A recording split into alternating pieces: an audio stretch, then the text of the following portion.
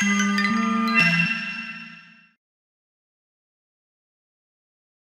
right, ladies and gentlemen, what's happening? It's been a long time. Thank you for listening on another episode of SEO Happy Hour with We Do Web Content. My name's Alex Valencia, your host, and I'm excited to have an awesome, awesome guest with you today.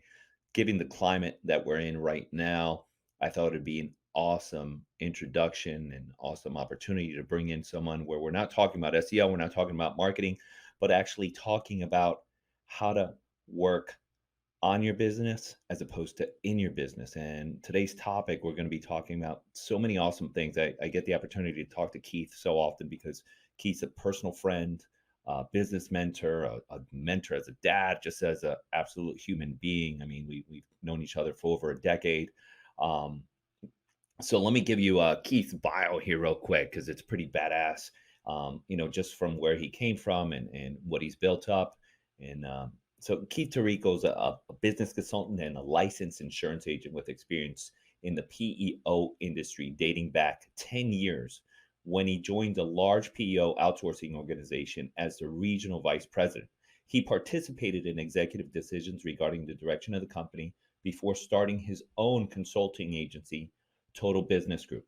Not only, but Keith recently, with We Do Web Content, with all of our growth within the last couple of years, helped us and consulted with us on so many levels: 401ks, and employment, workers' comp.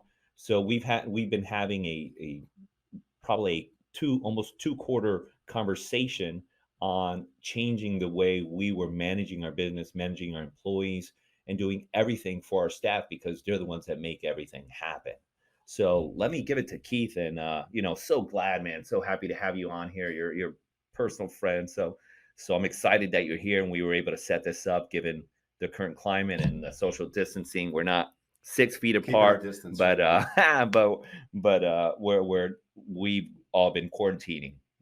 So Keith, right off the bat, what made you change from going from a corporate employee to go self-employed and start your own business, man? That's brave. I appreciate that, and thanks too. I want to back up and say hello to the audience, and also thank you for that great introduction. By the way, I mean that's excellent. And I guess today it's interesting. You're going to really get even deeper into understanding a little more about what I do, right? Right. And the great part about that is to share that with the audience. So thanks again for that great introduction. Well, you know what? Prior to accepting my role as regional vice president, I did have my own business. And that's kind of where my roots lie, and being an entrepreneur is where my heart was, right? But you know what? The experience was great, going to corporate America. It's actually, I don't know if I ever told you this, but it was my first W-2 job I ever had at, That's right. yeah, at Yeah. like 38 years old, right? It's kind of scary. But I was pretty curious just to see like how the other side operated. And I've always been curious to try to understand a little bit more about like, how does businesses work? Because my business works one way, but other businesses work differently. And what better way to get into that than an HR outsourcing company that is touching hundreds, sometimes thousands of different clients? So for me, it was a little scary. I had to start from the beginning and kind of start over and put myself out there. But having access to working with all these different CEOs and CFOs, working with many different businesses, attorney firms, accounting firms, right down to hospitality and restaurants. I mean, the spectrum was so broad that I was able to actually see on how these actual businesses operate day to day outside of the way that mine operated. And this made me more well-rounded, right? And really gain a core competency in understanding issues that are facing them and how to pivot and how to strategize and share some of that knowledge that I had in my own business as I had different things that affected me. When you're looking at HR outsourcing side of it, it touches on so many different areas. I mean, it's this really cool puzzle with a whole bunch of different pieces that are to it, right? It has this technology and how does this all work together? Right. You have HR, you have employee benefits, you have workers' comp, and how does that all affect everything? So, I like getting with the business owners because when I was a business owner, I was always looking to try to find different ways. And sometimes it's just a lack of not having that knowledge of, where do I go to? Because you only know what you know. And when we're starting a business out, right? Do we have like all these different resources? Yeah. I didn't have a CFO. Did you when you No. started? No, I didn't have necessarily, I pretty much did everything, including going into cleaning the office up. I mean, that's just the reality Right. of when you start a business on how it starts, right? I just took out the garbage of the wallet. Yeah, I saw you did that by the way on my way in. Yeah. So, getting well rounded by being inside of an actual corporate structure and seeing the different businesses, enabled me to be able to consult, I think, at a much higher level, right? Than other companies had. So my roots didn't change after working in the corporate world.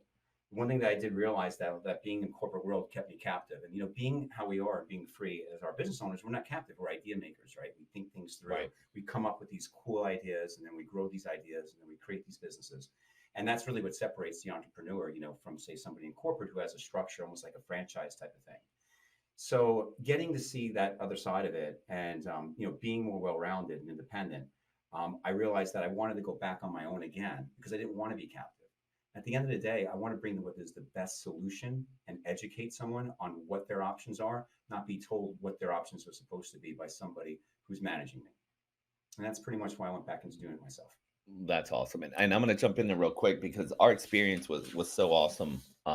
You know, once you dive into switching over from one of the main companies that you're using for payroll and HR and everything that you have, you don't realize the amount of work that goes into it, and having someone that guided you and helped you and held your hand choosing the right company that's going to fit your company, right? We're more of a technology company.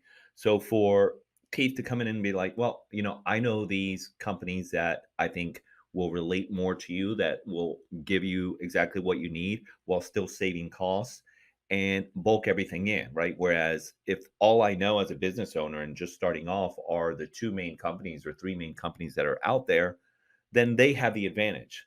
But when you're working with someone who's consulting you, and the same thing happened when we did our house, anything consulting, anything specific and catered to exactly what you're looking for is always more helpful, and even more so when there's a cost savings to it. So as a business owner, that's Mm-hmm. bottom line, what am I looking for? Is I'm looking for cost savings, but more so, how am I going to keep all my employees happy? What do I have? What are we going to create for current employees and then new employees that's gonna want them to come work for us? Yeah. So, one thing I never knew what it meant till you and I started talking about it is PEO. Can you explain what a PEO is and what the differentiators are? Absolutely. I just want to touch on what you said because you really said a really bunch of great points there. And at the end of the day, it's not commodity or shouldn't be commodity driven when you're dealing with your workforce, right? And I think that finding the solutions that make your employees have a better workplace is Mhm. kind of what you were touching on there. And that's a key element to any type of outsourcing. And also, you don't know what you don't know. So people run to the bigger companies, or you Google something and the first one that pops up. That doesn't mean that it's necessarily Right. because they're marking the better company for you. And through through my experience, kind of stepping back on the other side of it, I'm able to actually kind of pull that cloak back. And sometimes it is the major company that is the best. But I think at the end of the day, it's about finding the right fit for you, and that's what my experience is able to bring in there. But to say what a PEO is, and there's a lot of acronyms that are out there in every business, Right. right? Okay, so not to sound too like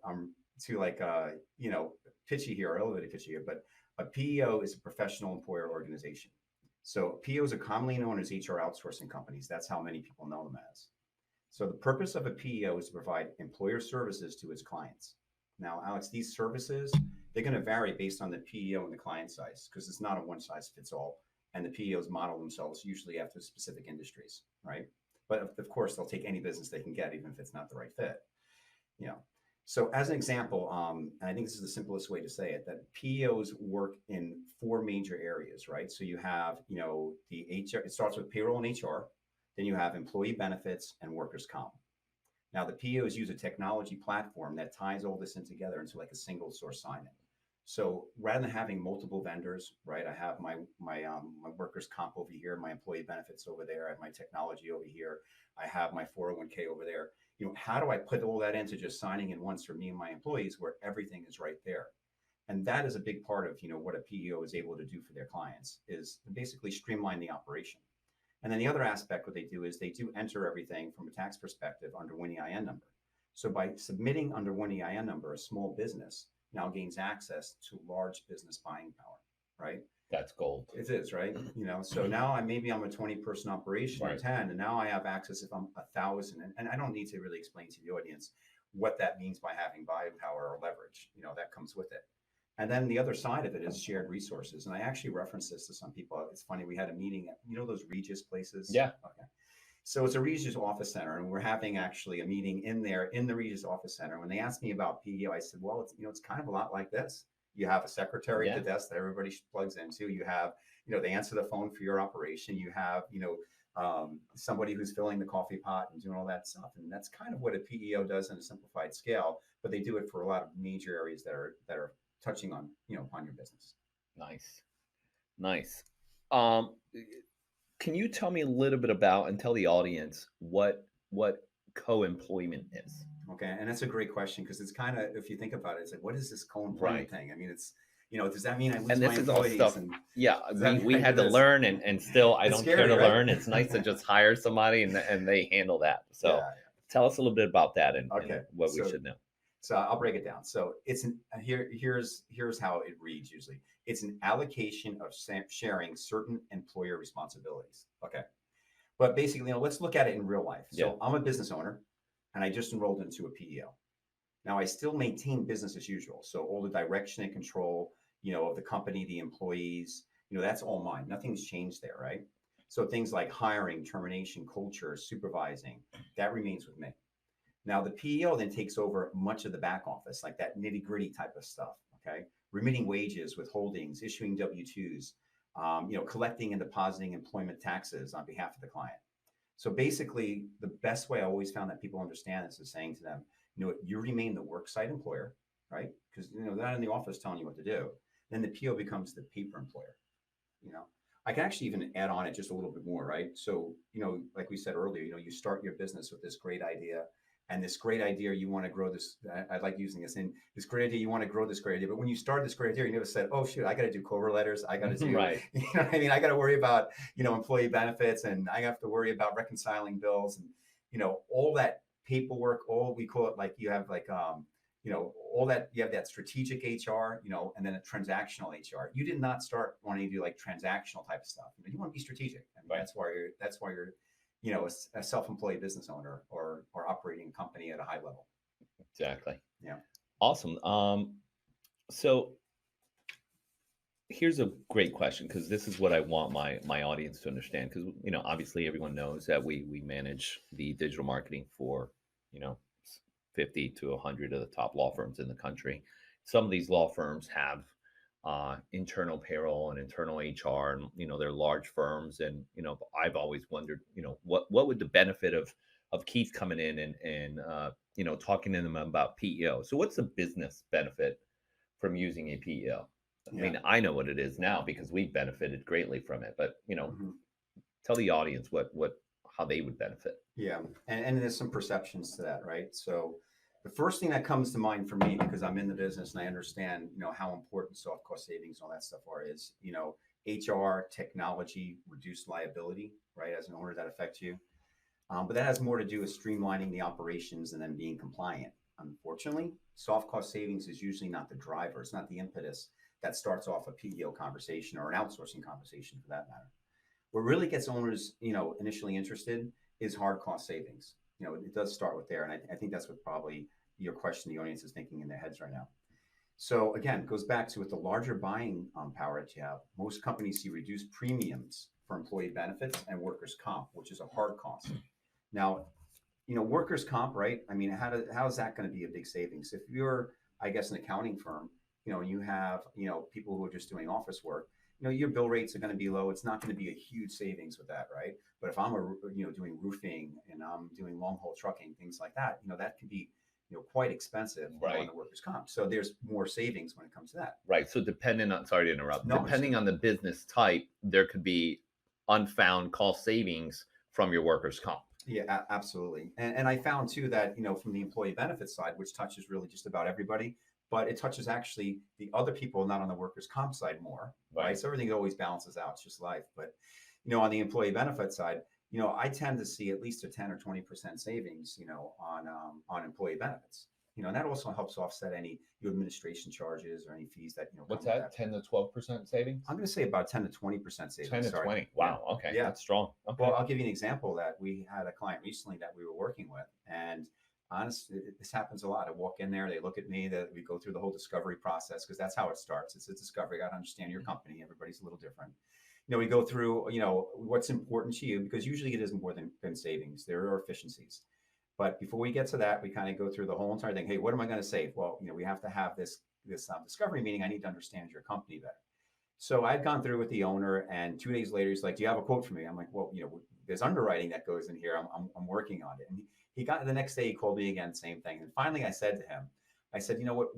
What would be your impetus for change? What would motivate you? What dollar amount? Since you're let me hear what that is, so I don't Right. waste your time, right? What is that number that your expectation is?" So, and then he kind of didn't say anything. He paused for a second. He said, "Keith," he goes, I'm not sure. I said, well, I go, let's me be more broad about this. I go, is it 10,000? Is it 50,000? Is it 100,000? He goes, oh, 50,000 or 100,000. That's great. Well, I had already known I had some initial underwriting, but I still wanted to look at some additional options that were done. That we had $280,000 in savings. Now, not to say that you're going to save $280,000 Right. by calling me. They had 90 something employees, and that were on that. But the funniest part was when I walked out of the meeting, his next thing to me after we did the presentation, I think 2 days later, was he asked me how soon we can get this going. Then he bugged me every day on getting started. So I thought Of that was course. kind of funny. Those Yeah, are it's those are awesome. great stories. Yeah, those are Things go great that way. stories. And I was able to help them, and they're great friends, and they become family to me and great clients. And then all the other areas we really dig down in, and we've been able to help them quite a bit with. Yeah. Cool. So that I was writing down because I remembered, since we work with law firms, so I wanted you to tell the story, Okay. obviously without naming the name of the firm. Mm-hmm. They're a personal injury and workers' compensation firm, Mm-hmm. surprisingly, because we're talking workers. And they had how many employees? I think about 25. They were growing pretty fast. I think as a lot of people in your space are growing, Right. and what I found with them, and I don't know if this is the norm, you could probably help me with that, is that they were spreading with satellite type offices into many different states. So when you move into different states, there are different laws, there are different state laws. I mean, federal is pretty much federal, but when you get into different states like California, New York, there's a whole bunch of different rules and stuff. And they really didn't want to deal with that, nor were they sure that they just want to open their office so that they can conduct business in those areas.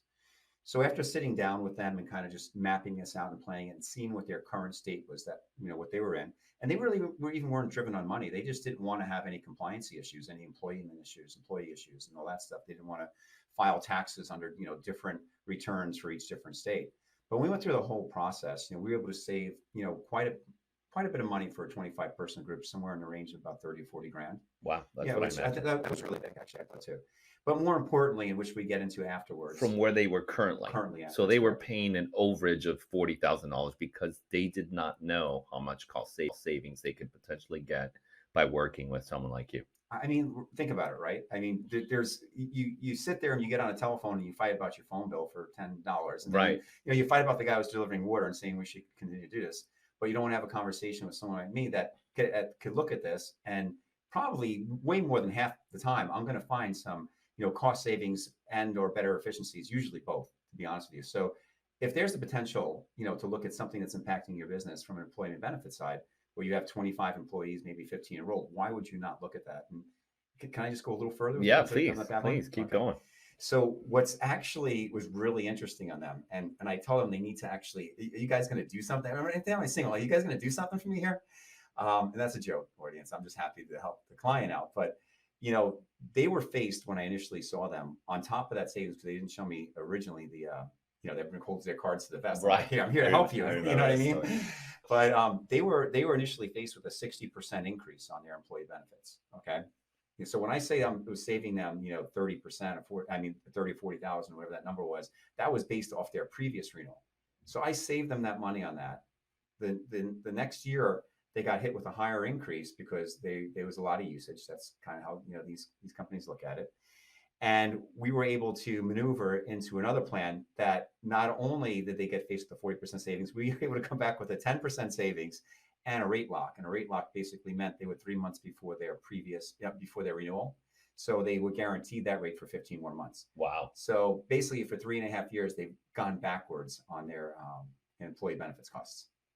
That's So, awesome. yeah, it's pretty cool. That's awesome. So that was so it's fitting for this audience, and if it's, if this is going to go on Facebook, it'll be um open to any other businesses.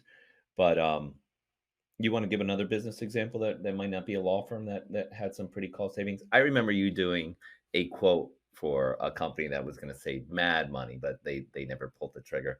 Um, Happens. but that was interesting because Yeah. but either way, They do were you, in do you have any other construction, that company. examples? Yeah.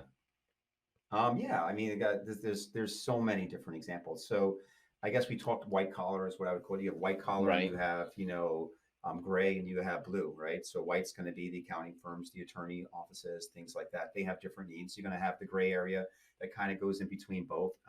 Maybe that's could be an internet company that sells, bedding and things like that, but yet they have a warehouse that's attached to it. So they kind of have a little touch on both areas. I consider that gray.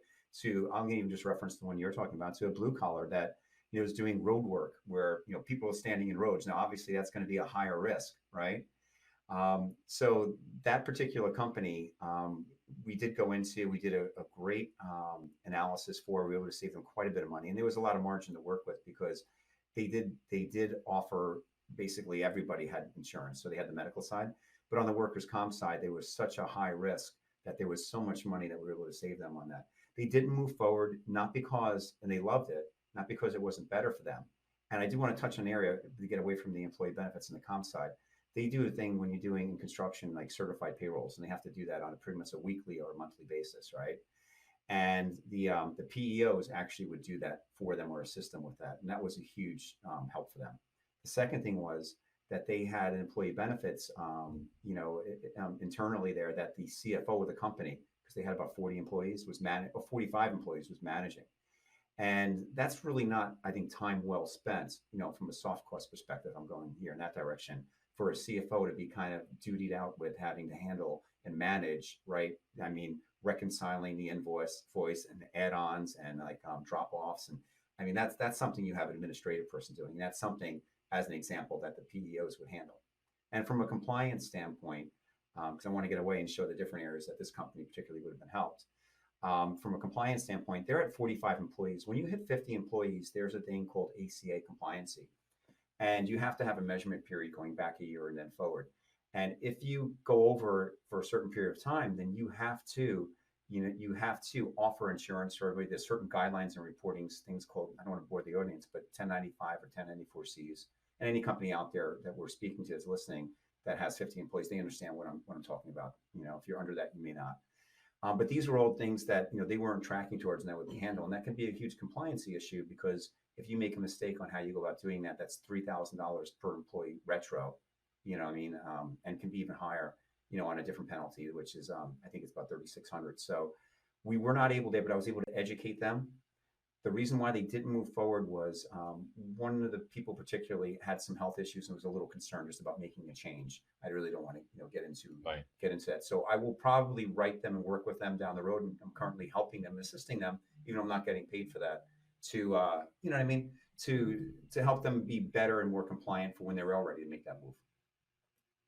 Great example. And before I go into my next question, Mm-hmm. and maybe you can think about it and you'll answer the current question I have. Actually, not question.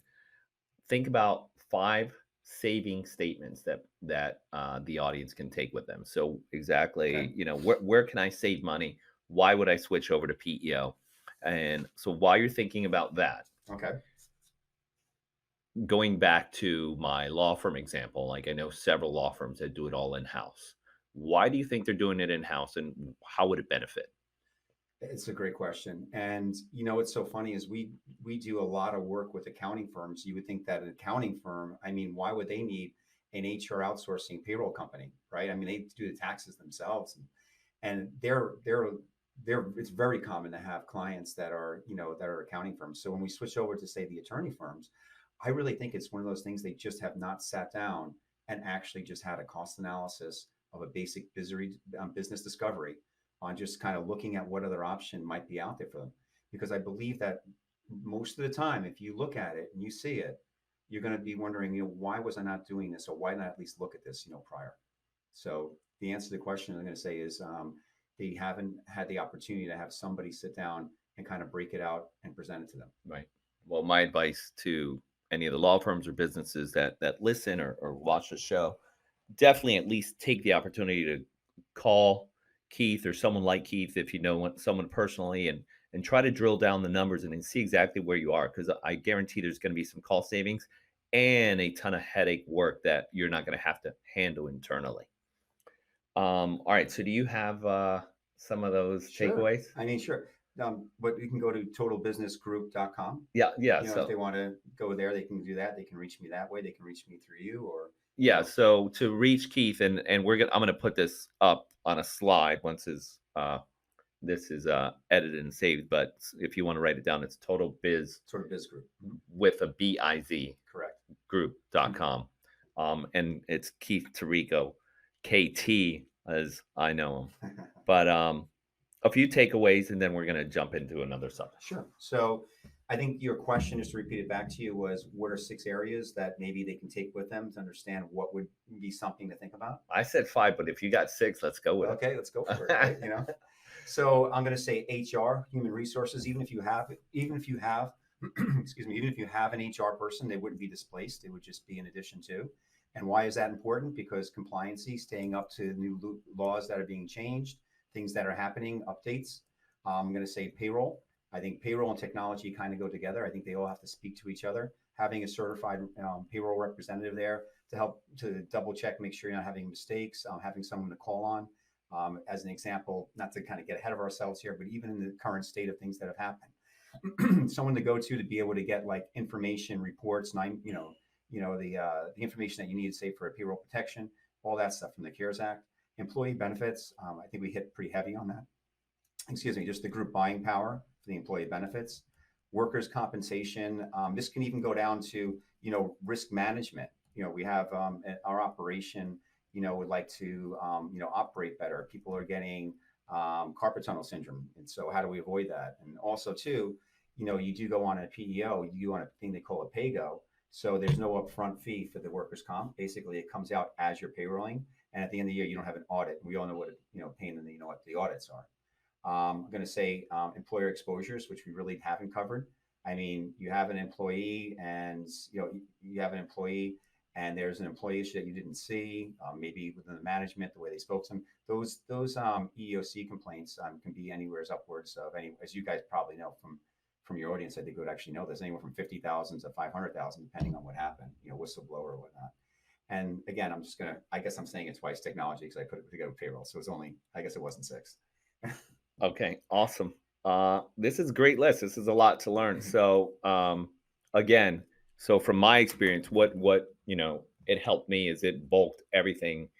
Where my one company that we were using only did payroll. We had a separate company doing benefits. We didn't have anyone handling HR because we were growing, so we didn't need it at the time. Obviously medical and dental vision benefits and 401k. Did I say HR? Yeah, HR, payroll, employee benefits, and 401k. So I think that's kind of Yeah. everything that it did for us. Obviously, any risk stuff that is added, but it bulked everything all in one place, one company, one cost. Absolutely awesome. So let's talk a little bit about your company, if that's okay, Alex, right? So we had the 401k, and we had some, conversations in regards to the 401k. And one of the things that you get hit with is like as and is the audit. You have to make sure that you're properly, falling into taking out the proper amount of money, or else at the end of the year you got to, pay it back and have all these headaches and whatnot.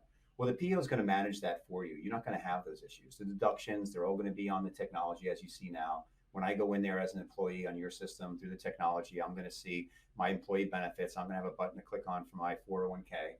I mean, all the deductions are properly done, all the audits go away. So, I mean, that's the theme with this stuff is getting back to what you do, and that's your business, where you started, and getting away from that transactional day-to-day paperwork. I mean, who really wants to do that, right? Right. I agree. Well, thanks again, Keith. This was awesome. Thanks again for coming by and having this conversation with us. Hopefully, it's helpful for everyone out there. Again, Keith Tirico, totalbizgroup.com, totalbizgroup.com, and I'm going to put his information up there too. Appreciate that. Thank you all for joining Thanks us. for having me, guys. Be safe.